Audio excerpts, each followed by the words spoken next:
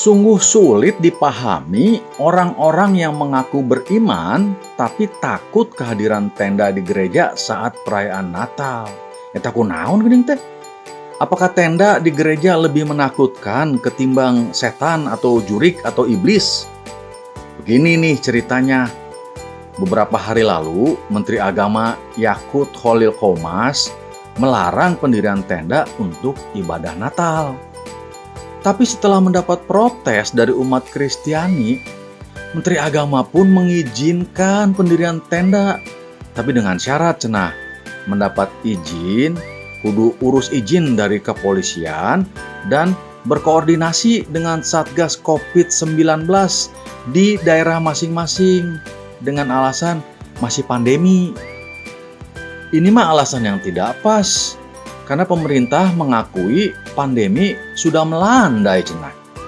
Bahkan sholat Jumat di berbagai masjid besar sudah lama dilaksanakan tanpa pembatasan. Dan saya juga meyakin tanpa pembatasan pun tidak mungkin atuh umat Kristiani mendirikan tenda semaunya melebihi kebutuhan. Tapi sudah jadi rahasia umum soal adanya pembatasan dalam melaksanakan ibadah umat non-muslim, termasuk dalam mendirikan rumah ibadah umat beragama lain.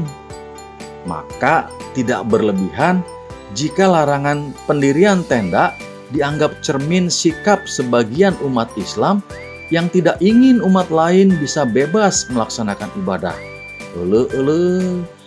Kalau tidak, mengapa harus takut adanya tenda di gereja? Apakah tenda atau gereja bisa dengan mudah mengubah keyakinan seseorang? Suasana ini mirip suasana Ramadan ketika sebagian orang yang mengaku beriman seolah-olah ngeri melihat rumah makan buka di siang hari. Aya naon geuning teh godaan gitu. Seolah iman orang yang berpuasa bisa langsung goyah gara-gara melihat rumah makan buka di siang hari. Suasana ini juga bisa dianalogikan dengan sikap Kementerian Komunikasi dan Informasi yang memohon agar hacker menghentikan aksinya menyerang berbagai situs di tanah air. Tentu saja hal itu memancing olok-olok, terutama dari netizen menurutnya. Dari Bjorka ternyata olok-oloknya, yang menyebut sebagai pihak yang paling bertanggung jawab dalam serangkaian serangan terhadap situs di negara kita. Kalau kita takut setan dan takut iman tergoda, caranya adalah memperkuat iman kita. Iman kita kudu kuat. Bukan meminta setan untuk pensiun atau menghentikan aksinya. Jurik, pensiun heula tuh. Keun heula berhenti gitu. Eureun. Wah, begitunya. Kalau kita tidak mau kemalingan, bukan meminta maling cuti, melainkan memperkuat pengamanan rumah kita. Kalau kita tidak ingin ada serangan terhadap situs kita, bukan memohon hacker agar bertobat. Yang benar buatlah sistem pengamanan agar situs kebal terhadap serangan hacker.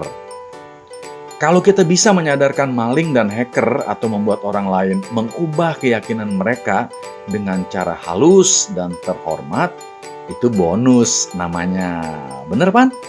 Tapi sepanjang manusia masih ada maling akan tetap mencari mangsa dan hacker tetap menjalankan aksinya.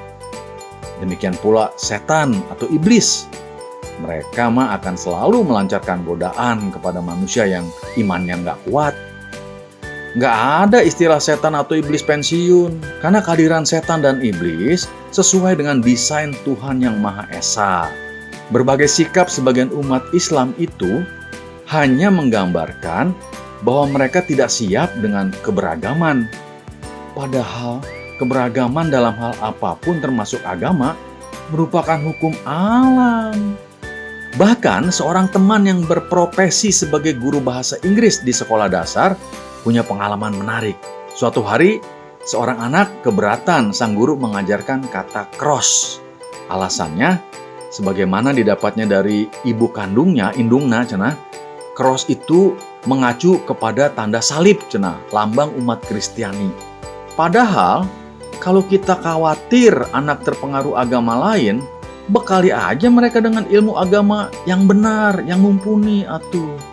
Bukan membuat mereka jadi fobia. Salah. Fobia. Tah itunya. Apalagi benci sama umat lain. Lagi pula, hak untuk menjalankan ibadah itu sama untuk semua umat beragama dan dijamin oleh undang-undang. Jadi, hentikan saja keinginan untuk meminta maling dan hacker untuk bertobat atau pensiun. Hentikan pula niat untuk meminta jurik, setan, iblis segera pensiun. Boleh aja bodoh, tapi ya jangan berlebihan atuh. Aduh, lieur urang mah nya aya-aya we.